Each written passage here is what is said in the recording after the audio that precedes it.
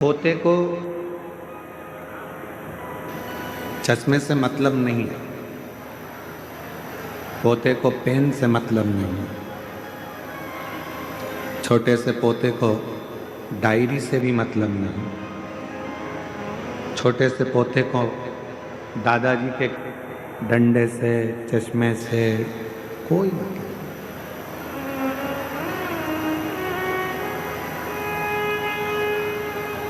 और दादाजी को भी मालूम है कि इसको चश्मा कोई काम का नहीं है, इसके लिए पेन कोई काम का नहीं है, इसके लिए ये जितनी सामग्री जो ले रहा है ये कोई काम की नहीं, फिर भी उसके दादा उसको दे देते हैं प्रेमवश, प्यार के वश। उसी तरह जब हम हमारे बाबा वैद्यनाथ जी के चरणों में आते हैं, देवघर आते हैं, हम उज्जैनी महाकाल जाते हैं, हम बाबा विश्वनाथ जी की धरा काशी में जाते हैं, जब हम सीहोर कुबरेश्वर धाम पर जाते हैं, तो हम भी, आप भी भगवान के पोता पोती हो, भगवान के बेटा बेटी हो, जब गोदी में बैठते हो तो कुछ ना कुछ बाबा देकर जरूर भेजते हैं।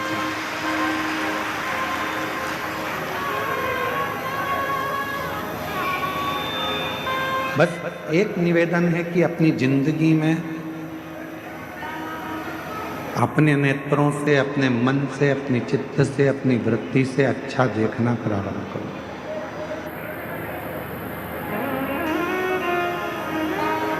आप जितना अच्छा देखोगे उतना अच्छा आपकी जिंदगी में प्राप्त होगा।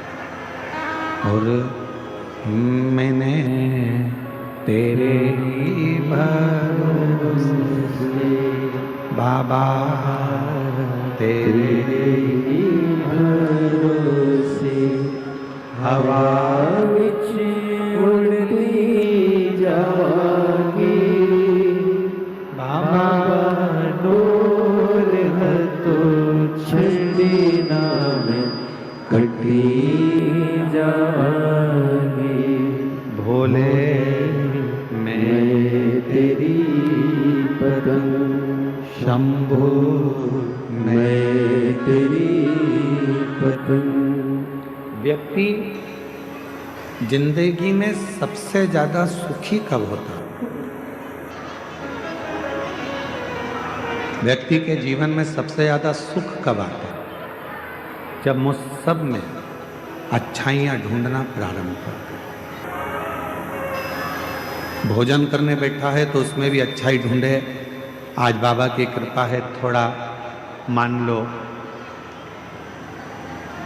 तेल कम डला, मसाला कम डला, तो भी बाबा को धन्यवाद दो कि आज बाबा ने कृपा कर कर अच्छा बनाया। पकवान मिल गया, लड्डू मिल गया, पेड़ा मिल गया, बहुत सारा खाने के लिए 56 भोग मिल गया, तो भी कह दो आज बाबा ने बड़ी कृपा करी कि खूब दी। प्रत्येक चीज में आप अच्छा ढूंढो। कथा में आए हो, आज कथा का विराम दिवस है।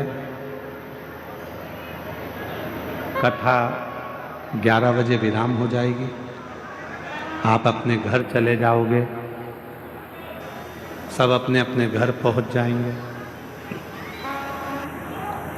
अब वो 3 घंटे की कथा को, आपको 2.5 घंटे की कथा को कैसे लेना है ये आपके ऊपर निर्भर करता है। आप अपने मन को, लोग चिल्लाएंगे, क्लेश करेंगे, खड़े रहेंगे, इनके झगड़े में टाइम निकाल दो, चाहे आप झोली पसार कर बाबा से इस ठंड में खुले मैदान में पूरी रात सोकर आपने बाबा का इंतजार करा है, चाहो तो उसको झोली भर कर अपने घर पर ले जाओ। जो आज कथा का विराम दिवस है, कहते हैं कि मेरा बाबा जब जाता है, कुबेर भंडारी जब पोथी लपेटकर, अपनी पोथी को बांधकर, जब मेरा कुबरेश्वर महादेव जिस भूमि पर कथा कर कर जाता है, आखिरी दिन वो अपनी झोली का पूरा खजाना जो जिंदगी में आशीर्वाद स्वरूप है वो सब लुटा कर जाता है और उसकी जिंदगी सार्थक होती है। पूरी रात शिव भक्तों ने रोड पर सोए हैं, क्योंकि पंडाल में तो जगह नहीं थी, पंडाल के बाहर जगह नहीं थी, भोजनशाला में जगह नहीं थी, रोड के उस पार जो टेंट लगा है उसमें जगह नहीं थी। तो रोडों पर लगभग 4 किलोमीटर के 5 किलोमीटर के रोड पर लोग रात भर सोए। मैं झारखंड सरकार के माननीय मुख्यमंत्री जी को, माननीय सोरेन जी को बहुत बहुत साधुवाद देता हूं कि आपकी प्रशासन ने, आपकी सरकार ने इस कथा को बहुत सुचारू ढंग से संभाला और उसको आयोजित किया। मैं माननीय मुख्यमंत्री जी झारखंड सरकार के सोरेन जी को बहुत बहुत साधुवाद देता हूं, मन जी को।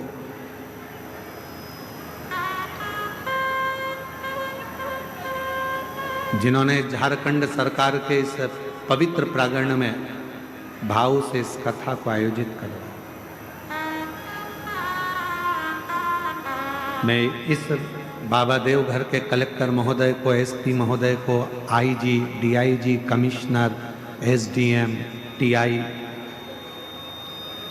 जहाँ कथा हो रही है वहाँ के टीआई महोदय, वहाँ के तहसीलदार, वहाँ के एसडीएम, वहाँ के कमिश्नर, वहाँ के आईजी, डीआईजी, वहाँ के कलेक्टर, अपर कलेक्टर, जो भी हैं, यहाँ की चिकित्सा विभाग को, यहाँ की डॉक्टरों की टीम को, यहाँ का नगर निगम को, यहाँ के विधायक को, यहाँ के सांसद को, यहाँ के पूरे पंचायत को, सरपंच को, यहाँ के सचिव को, यहाँ के एक एक पदाधिकारी गणों को बहुत धन्यवाद देता हूँ।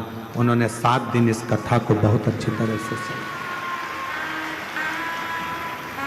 रात दिन पुलिस के एक एक जवान खड़े रहे, एसएफ के जजमान, पूरे जवान रात रात दिन रात खड़े रहे, जिन्होंने इस कथा को संभाला।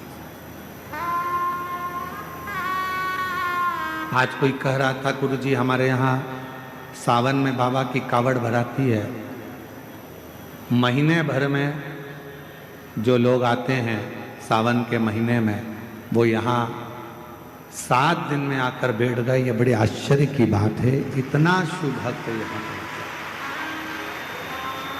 इतना। आप अच्छाई देखो, भोजन में अच्छाई ढूंढोगे तो वो भोजन तुम्हारे शरीर में लगेगा।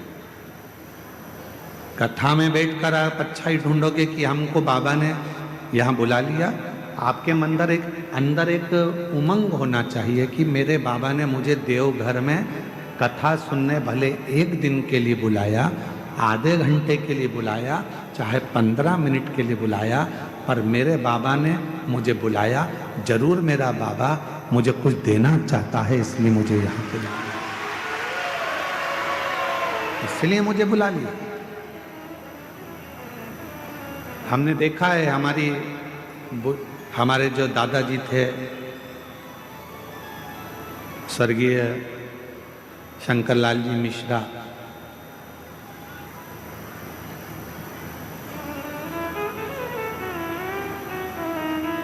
हमारे परिस्थिति तो ऐसी नहीं थी कि हमारे पास में बहुत सारा धन हो। उस समय पर तो बस एजुकेशन अच्छे से हो जाए, पढ़ाई अच्छे से हो जाए, वही प्रभु से कामना करते थे। एक लकड़ी के 4 का एक खटिया पलंग था जिस पे हमारे दादाजी सोते थे।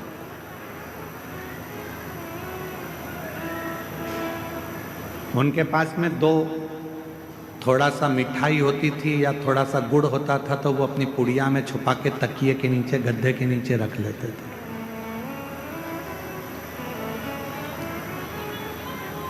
और जब हम अकेले दिखते थे तो आवाज लगाते थे, छोरा इधर आ, मोड़ा इधर आ, और तकिए के नीचे से हमारे दादा स्वर्गीय श्री शंकरलाल जी मिश्रा जी उसमें से थोड़ा सा गुड़ निकाल कर हमको दे देते थे कि ले चुपचाप से खा लेना, किसी को बताना मत ही। मेरे पास इतना ही था, ये रख ले। इशारा कर कर बुलाते थे, अपने पास बिठाते थे पलंग पर और कुछ निकाल कर दे देते थे। आप भी याद रखना, इशारा कर कर बुलाते थे, अपने पास से निकाल कर दे देते थे। उसी तरह 7 दिन नहीं, 5 दिन नहीं, 3 दिन नहीं, 1 दिन की भी अगर शिव पुराण की कथा मिल जाए, समझ लेना दादाजी ने तुमको कुछ निकाल कर देना चाहा है, इसलिए बुलाया, इसलिए बुलाया। कुछ कृपा करने वाला होगा, कुछ करुणा करने वाला होगा। ये कथा तो आज 20 तारीख को विराम हो जाएगी, 26 तारीख को पुनः कथा छत्तीसगढ़ की पवित्र धरा पर प्रारंभ हो जाएगी।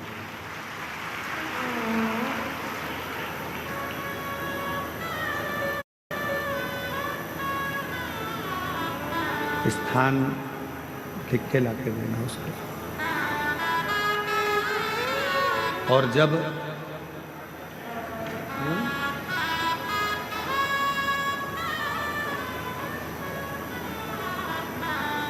यदि मेरा भोले बाबा, मेरा शंकर, मेरा त्रिकालदर्शी, कैलाशी, अविनाशी, मेरा शिव आपको यदि बुलाए, कथा श्रवण कराए या आपको अपने धाम में बुलाए, तो ये मान लेना कि मेरे बाबा तुमको कुछ देना चाहते हैं, तुम्हारी झोली भरना चाहते हैं, करुणा करना।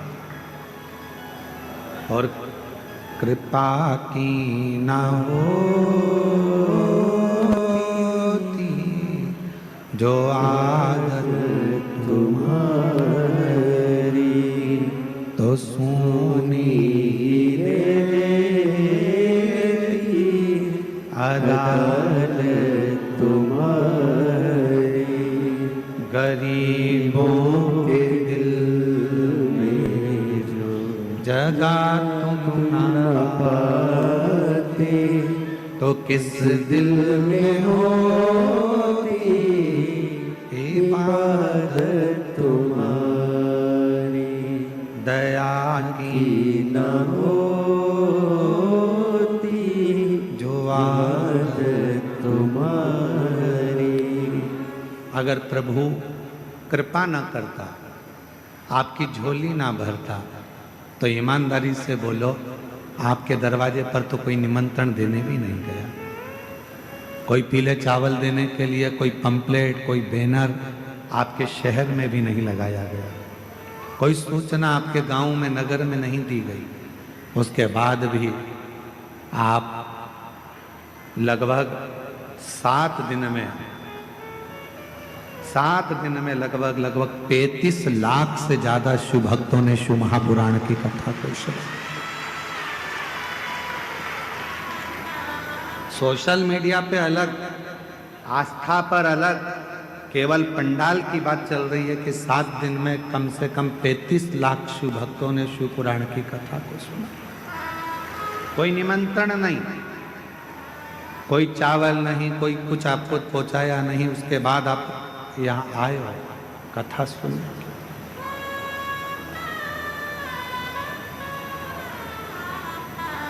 बिठले सेवा समिति हो चाहे दुनिया की कोई समिति हो, आपके लिए बहुत ज़्यादा व्यवस्था नहीं कर सकते, क्योंकि 100 लोग आए तो उसकी व्यवस्था हो सकती है, 200 लोग आए तो उसकी व्यवस्था हो सकती है, पर लाखों में मालूम ही नहीं पड़ता कब कितने आ जाएंगे। तेरी कृपा का क्या है भरोसा, भरोसा ही मालूम भी तो पड़े कि कितने आने वाले।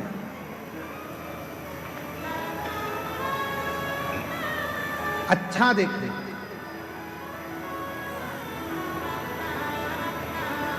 शिव मंदिर में जाओ, बाबा देवादिदेव महादेव के मंदिर में पहुंचो, जब वापिस आने लगो 2 क्षण नीचे नहीं बैठ सकते तो नंदी के राइट भाग में नंदी है, उस नंदी के सीधे भाग की ओर 2 क्षण बैठ जाओ। कुछ मांगो चाहे मत मांगो, कुछ बोलो चाहे मत बोलो, नंदी के पास बैठकर आपके मन में जो अच्छे विचार आएंगे, नंदी के पास बैठकर तुम्हारे मन में, हम आपको कथा में पहले वर्णन किए हैं पार्वती मैया तप कर कर कर थक गई, पर भगवान शंकर पार्वती जी के सामने प्रकट नहीं हुए। भगवान शिव प्रकट नहीं।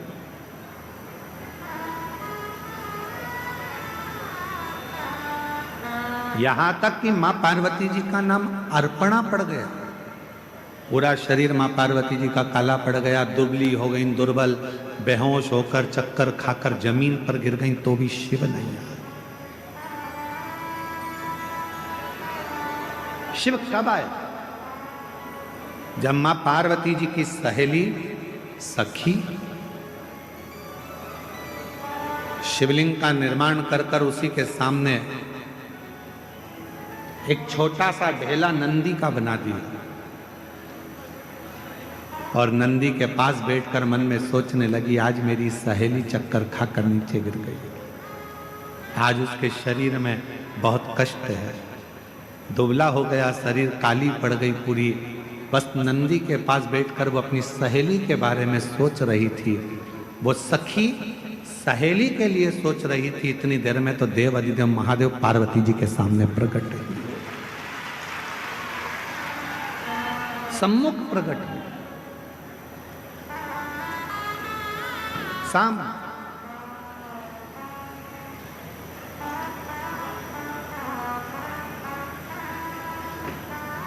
पार्वती जी तो चक्कर खाकर नीचे गिरी हुई थी। अर्पणा उनका नाम हो गया था, शरीर काला पड़ गया था, दुर्बल शरीर हो गया था, पर उनकी सहेली ने नंदी के पास बैठकर पार्वती जी का स्मरण करा कि मेरी सहेली का यह हाल हो गया। और नंदी ने सुना, कहते हैं नंदी के कानों में शब्द पहुंचता है, वो शब्द सीधे शंकर के हृदय से टच हो जाता है, शिव के हृदय से।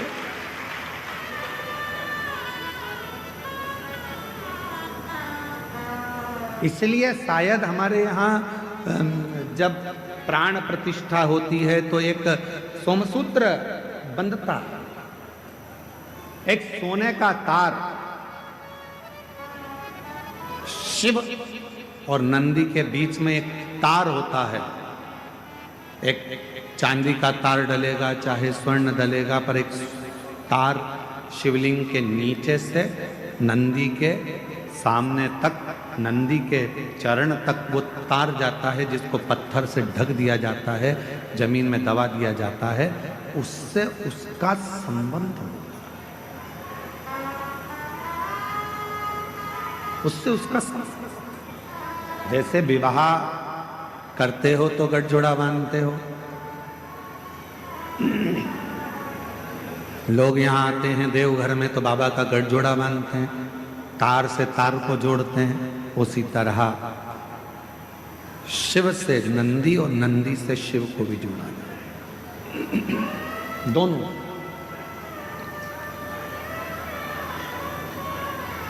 इसीलिए शायद कहते हैं कि हम जब नंदी के पास 2 क्षण के लिए बैठते हैं और अपने मन की कुछ कामना करते हैं, कोई बात करते हैं, कोई हृदय। और निवेदन करूं, एक बात और याद रखो, जब भी मंदिर के अंदर शंकर के शिवलिंग में या शंकर भगवान के मंदिर में प्रवेश करो तो तुम्हारे मन में किसी के प्रति गलत भाव मत लो, गलत विचार, गलत सोच।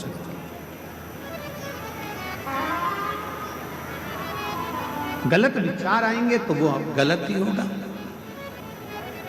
आप लोगों में से कई माताएं ऐसी हैं, कई भाई ऐसे हैं, कई मेरी बेटियां ऐसी हैं, कई मेरे बेटे ऐसे हैं, कई मेरी जीजियां ऐसी हैं, कई मेरे जीजा ऐसे हैं, कई माताएं ऐसी हैं, कई पिता ऐसे हैं, जो दिन में मंदिर में जाते हैं तो भगवान के सामने जाकर सोचते हैं अब तो मर जाऊं तो अच्छा, बहुत परेशान हो गई भगवान, इतनी कष्ट की जिंदगी जी रही हूं कि अब तो मर जाऊं तो अच्छा। तो मरना तो सबको है,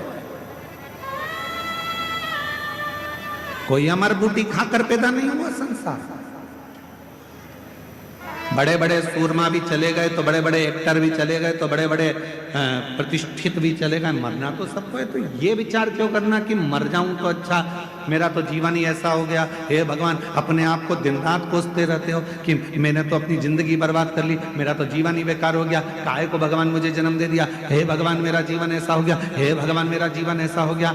क्या कमी रखी परमात्मा ने? दो नेत्र दिए, दो हाथ दिए बोलने के लिए, मुख दिया सुनने के लिए, कान दिए चलने के लिए, पांव दिए, हाथ काम करने के लिए दिए। उससे पूछो जिसको दिखता नहीं है, उससे पूछो जो चल सकता नहीं है, उससे पूछो जो सुन सकता नहीं है, उससे पूछो जो बोल सकता नहीं है। परमात्मा ने तो कृपा कर कर आपको ये शरीर दिया है, उस शरीर का सदुपयोग करो, तारीफ करो, तूने बड़ी कृपा करी। पति अगर थोड़ा कष्ट दे रहा है, भगवान से प्रार्थना करना, अच्छा हुआ दूसरे कष्ट देते हैं, कर्म का दंड तो मुझे भोगना है। कोई दूसरा कष्ट देता तो मुझे अच्छा नहीं लगता, अच्छा हुआ मेरा पति ही मुझे कष्ट दे रहा है। पत्नी कष्ट दे रही है तो भगवान को प्रार्थना करना, दूसरा कोई कष्ट देता तो सहन नहीं कर पाता, अच्छा हुआ कि मेरी पत्नी मुझे कष्ट दे रही है, मेरे कर्म का दंड तो मैं भोग रहा हूं, दूसरा तो नहीं भुगता रहा, अपने घर के भुगता रहा।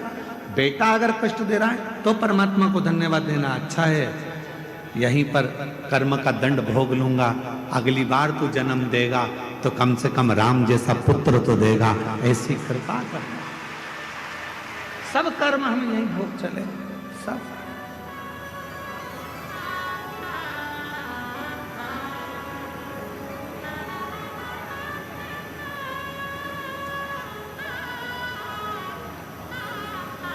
महाराज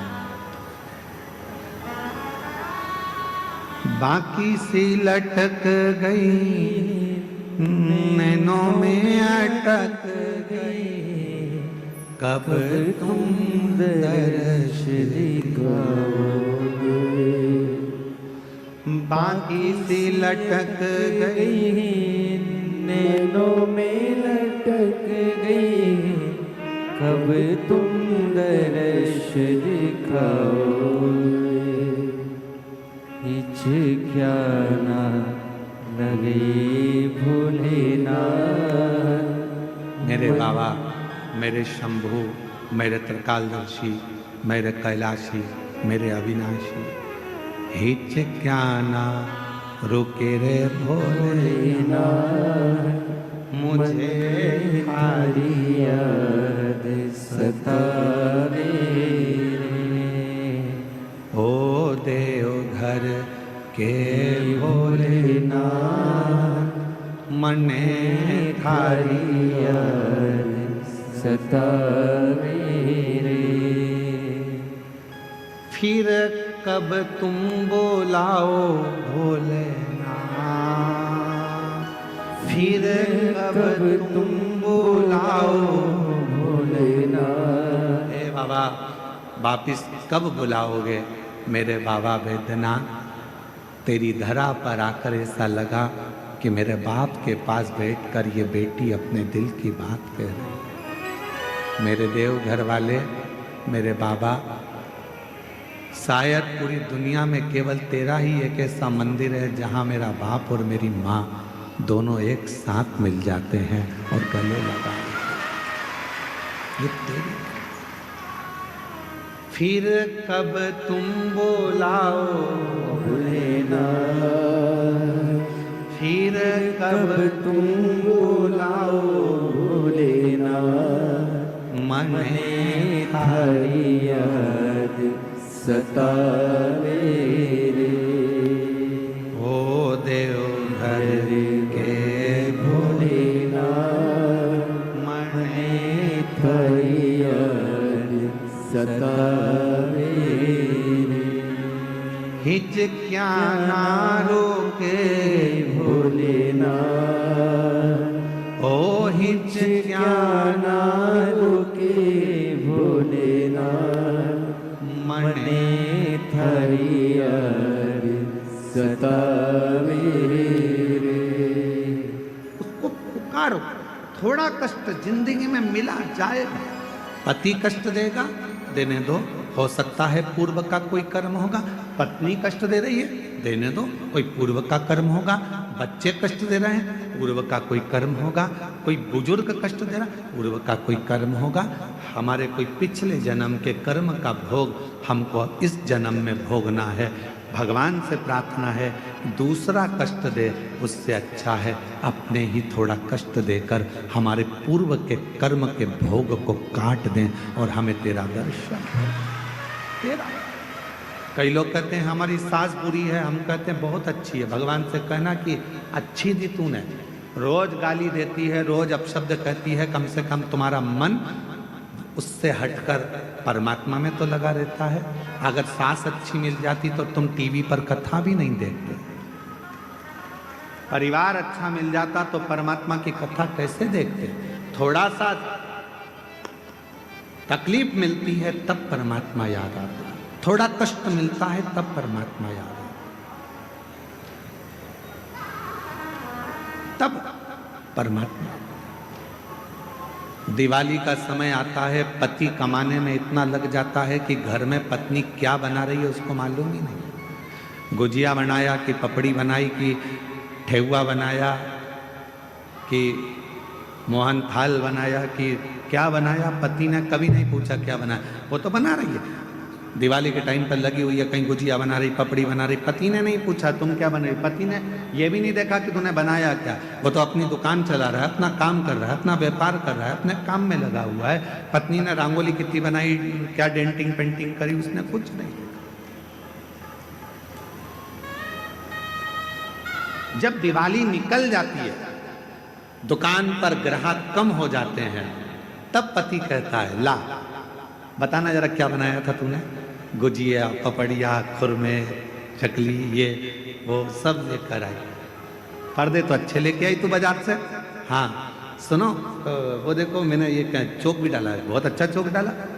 दिवाली के बाद, दिवाली तक तो पति लगा रहा काम में, दिवाली के बाद फिर उसने देखा कि कितना कितना पत्नी ने करा है, कितने पर्दे लाई है, कितना बनाया है, कितना रखा है, कितना दिया है।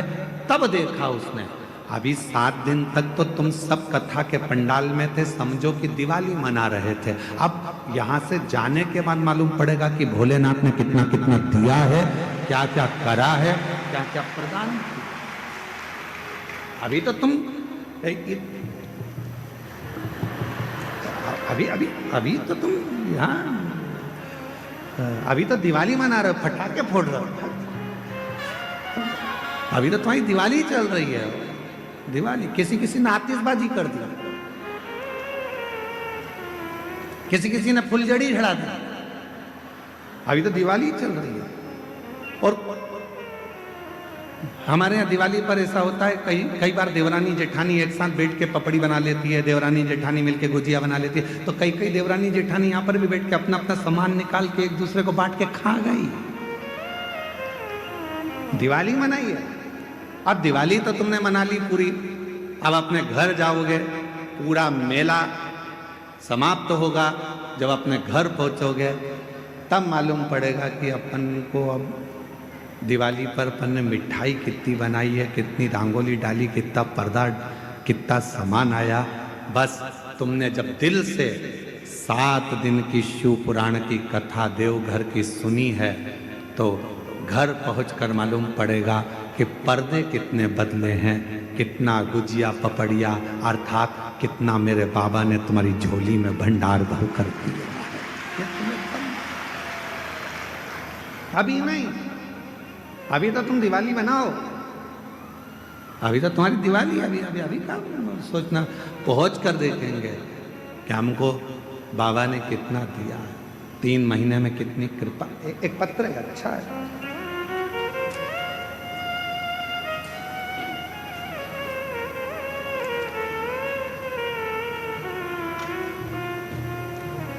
मैं सिंटू कुमारी, जिला लखीसराय, थाना सूर्यगढ़ा, ग्राम गोपालपुर की रहवासी हूँ। मेरा मोबाइल नंबर ये है। मेरी शादी को 16 साल हो गए थे पर मेरे घर में औलाद नहीं थी। 16 साल में ऐसा कोई डॉक्टर नहीं है जिसका मैंने इलाज ना कराया। सारे देवताओं के मंदिर हो आई, देवालय शिवालय सब जगह गई, जो जहाँ बोलता वहाँ जाकर गोद भी भरवा लेती पर औलाद का सुख नहीं। किसी ने कहा वो सियोर वाला बाबा कथा कहता है, उसकी कथा के पंडाल में जाकर बैठ जाओ, उसकी मिट्टी को अपने पेट पर लगाओ और बाबा से प्रार्थना कर कर जा, अगला गर्भ जरूर ठहरेगा। और बाबा की ऐसी कृपा हुई कि मेरे बाबा ने करुणा कर कर पास में जब आपकी कथा हुई तो हमने बिहार की कथा को श्रवण करा और शिव की कृपा से बाबा ने 16 साल के बाद मेरे घर में संतान दे दी। मैं बाबा को प्रणाम करता हूं। एक पत्र और देखिए, मेरा नाम रंजू देवी है, मेरे पति का नाम योगेंद्र यादव है, हम बिहार के लखीसराय जिले से हैं। बाबा, विवाह के 11 वर्ष बाद भी मैं मां न बन सकी। डॉक्टरों में हर जगह इलाज करवाते करवाते अब बाबा की कृपा पर बाबा के भरोसे छोड़ दिया और ऐसी मेरे बाबा ने कृपा कर दी कि मैं कुबरेश्वर धाम का क्या वर्णन करूं। शिव के कंकर शंकर पूजन से और शिव के रुद्राक्ष से, सफेद आंकड़े की जड़ से 11 वर्ष के बाद मुझे बाबा ने संतान दे दी। 11 शिव किसको कहते हैं?